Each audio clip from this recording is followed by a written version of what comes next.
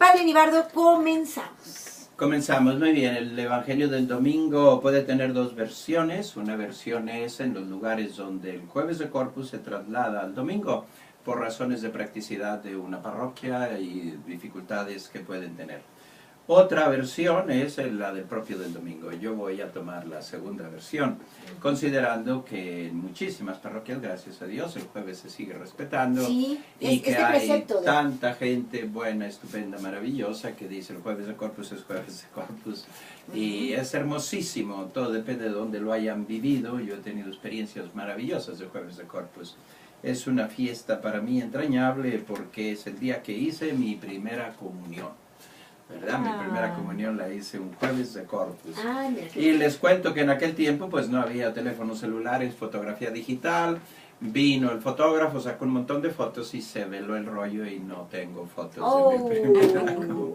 ¡Madre! Y se acabaron las fotos. Le voy a interrumpir porque me encantó recordar mi primera comunión. Un recuerdo muy bonito porque hice una primera comunión muy especial, única, no en grupo ni nada, sino que un sacerdote comboniano que estaba de visita en casa me invitó a un convento y me dio la primera comunión en ese convento. Fue muy bonito y bueno, agradezco a mis papis que tuvieron este detalle conmigo. Así bueno, ya. Muy bien, pues entonces una fiesta hermosísima. Pero vamos a seguir el Evangelio que nos marca normal para este domingo, noveno domingo así llamado, del tiempo ordinario.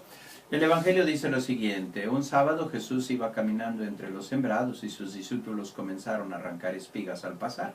Entonces los fariseos le preguntaron: ¿por qué hacen tus discípulos algo que no está permitido hacer en sábado? Él le respondió: ¿no han leído acaso lo que hizo David una vez que tuvo necesidad y padecían hambre él y sus compañeros? Entró en la casa de Dios en tiempos del sumo sacerdote Abiatar, comió de los panes sagrados que solo podían comer los sacerdotes y les dio también a sus compañeros. Luego añadió Jesús: el sábado se hizo para el hombre y no el hombre para el sábado. El Hijo del Hombre también es dueño del sábado. Entró Jesús luego en la sinagoga, donde había un hombre que tenía tullida una mano. Los fariseos estaban espiando a Jesús para ver si curaba en sábado y poderlo acusar. Jesús dijo al tullido: levántate y ponte en el medio. Después les preguntó: ¿qué es lo que está permitido hacer en sábado, el bien o el mal? ¿Se le puede salvar la vida a un hombre en sábado o hay que dejarlo morir? Ellos se quedaron callados. Entonces, mirándolos con ira y con tristeza, porque no querían entender, le dijo al hombre: extiende tu mano. La extendió y su mano quedó sana. Entonces salieron los fariseos y comenzaron a hacer planes con los del partido de Herodes para matar a Jesús. Esta es palabra del Señor. Gloria a ti, Señor. Pues aquí tenemos nosotros dos elementos que van juntos. El elemento primero tiene como centro el sábado. Era una discusión que se había abierto. La vemos muy clarísimo en Mateo. ¿Por qué? Porque Mateo tenía una comunidad en el corazón del pueblo judío, que era Jerusalén. Esa comunidad comenzaba a vivir según las nuevas orientaciones, nuevas reglas, nuevos principios del Evangelio de Cristo, el cristianismo, y se separaba de las tradiciones judaicas. Así es que ustedes ya se pueden imaginar la guerra que se armaba allí. Por eso Jesús dice que los enemigos del hombre son los de su casa, porque había una casa en quien se hacía cristiano y una casa que seguía judío. Y entre hermanos, padres, hijos, suegras, nueras y todo eso, ahora entienden ustedes cuando Jesús dice que en una casa habrá una división.